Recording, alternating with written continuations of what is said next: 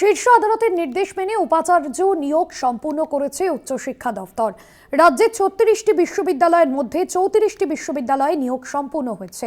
দুটি বিশ্ববিদ্যালয়ে যোগ্য প্রার্থী না থাকায় উপাচার্য নিয়োগের প্যানেল তৈরির বিজ্ঞপ্তি প্রকাশ হয়েছে। ৯ ডিসেম্বর ফের উপাচার্য নিয়োগ মামলার শুনানি রয়েছে শীর্ষ আদালতে। শীর্ষ আদালতের নির্দেশ মেনে যে উপাচার্য নিয়োগের প্রক্রিয়া তা সম্পন্ন হয়েছে। রাজ্যের ৩৬টি বিশ্ববিদ্যালয়ের মধ্যে ৩৪টি বিশ্ববিদ্যালয়ে ইতিমধ্যেই উপাচার্য নিয়োগ সম্পূর্ণ হয়েছে এবং দুটি বিশ্ববিদ্যালয়ে যোগ্য প্রার্থী না থাকায় উপাচার্য নিয়োগের প্যানেল তৈরির বিজ্ঞপ্তি প্রকাশ হয়েছে। ৯ ডিসেম্বর ফের এই উপাচার্য নিয়োগ মামলার শুনানি রয়েছে শীর্ষ আদালতে।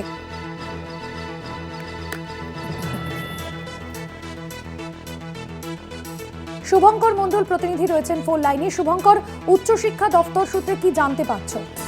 দেখো, তোমায় জানিয়ে রাখি এই মুহূর্তের গুরুত্বপূর্ণ খবর, সেটি হচ্ছে রাজ্যের যে ৩৬টি বিশ্ববিদ্যালয় রয়েছে সেই বিশ্ববিদ্যালয়ের মধ্যে ৩৪টি বিশ্ববিদ্যালয় ইতিমধ্যে উপাচার্য নিয়োগ চূড়ান্ত হয়েছে এবং দুটি বিশ্ববিদ্যালয় যেখানে উপাচার্য পদপ্রার্থী পাওয়া যায়নি, তার মধ্যে রবীন্দ্র ভারতী বিশ্ববিদ্যালয় এবং রাজ্য যে স্বাস্থ্য বিজ্ঞান বিশ্ববিদ্যালয় রয়েছে সেই বিশ্ববিদ্যালয়ের জন্য। কেননা রবীন্দ্র ভারতী বিশ্ববিদ্যালয়ের জন্য এর আগে প্রায় ১০০ জন আবেদন করেছিলেন, তার মধ্যে থেকে বাছাই করে ১৫ জনকে ডাকা হয়েছিল, যাদের মধ্যে থেকে ৩ জনকে প্রস্তাব দেওয়া হয়েছিল, ৩ জনের নাম। কিন্তু দেখা যায় যে সার্চ কমিটি সেই ৩ জনের নাম প্রস্তাব দিয়েছিল তাদের মধ্যে থেকে একজন সদস্য যিনি নোট অফ ডিসেন্ট দেন এই মর্মে যে ওই যে ৩ জনের প্যানেল বা ৩ জনের যে উপাচার্য নাম প্রস্তাব করা হয়েছে সেটি তার পছন্দ হয়নি।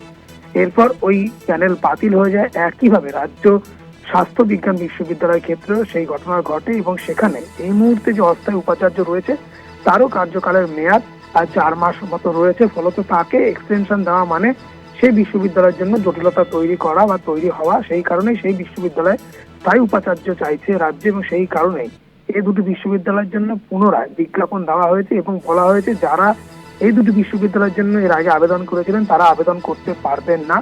নতুন করে যে আবেদনকারীরা রয়েছেন বা নতুন কোনো ফ্রেশার্স থাকলে তারা আবেদন করতে পারেন। তবে এক্ষেত্রেও কিন্তু ১০ বছরের অধ্যাপনার যে যোগ্যতা বা শিক্ষাগত যে যোগ্যতা সেটি থাকতে হবে সেই অধ্যাপকের এবং তারা আবেদন করতে পারবেন। অর্থাৎ আর কিছুদিনের মধ্যেই, বিশেষ করে ৯ ডিসেম্বর ফের সুপ্রিম কোর্টে উপাচার্য নিয়োগ মামলা শুনানি রয়েছে এবং সেইখানে দাঁড়িয়ে স্বাভাবিকভাবেই তার আগেই এই নিয়োগ চূড়ান্ত করতে বলা হয়েছে। কেননা সুপ্রিম কোর্টে রাজ্য কিন্তু সফলতা পেয়েছিল আচার্যের সঙ্গে যে মামলা উপাচার্য নিয়োগে সেখানে, এবং রাজ্যের হাতেই মূলত উপাচার্য নিয়োগের দায়িত্ব শীর্ষ আদালত দিয়েছিল এবং বলেছিল যত দ্রুত সম্ভব সার্চ কমিটি গঠন করে রাজ্যের যে ৩৬টি বিশ্ববিদ্যালয় রয়েছে সেখানে স্থায়ী উপাচার্য নিয়োগ করতে হবে, যার মধ্যে ৩৪টি ইতিমধ্যে নিয়োগ হয়েছে আর দুটির জন্য পুনরায় বিজ্ঞাপন দেওয়া হয়েছে।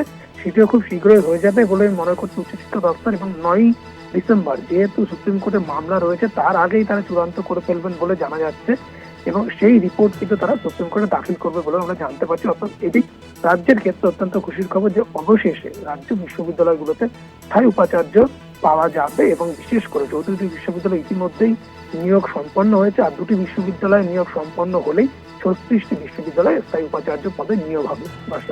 ধন্যবাদ জানাবো। শুভঙ্কর মণ্ডল প্রতিনিধি ছিলেন ফোন লাইনে। ৯ ডিসেম্বর ফের উপাচার্য নিয়োগ মামলার শুনানি সুপ্রিম কোর্টে রয়েছে এবং নিয়োগের যে প্যানেল অর্থাৎ যোগ্য প্রার্থী না থাকায় উপাচার্য নিয়োগের প্যানেল তৈরির যে বিজ্ঞপ্তি সেই বিজ্ঞপ্তি সম্পন্ন হচ্ছে। দুটি বিশ্ববিদ্যালয়ে যোগ্য প্রার্থী না থাকায় উপাচার্য নিয়োগের প্যানেল তৈরির যে বিজ্ঞপ্তি সেই বিজ্ঞপ্তি ইতিমধ্যেই প্রকাশ হয়েছে।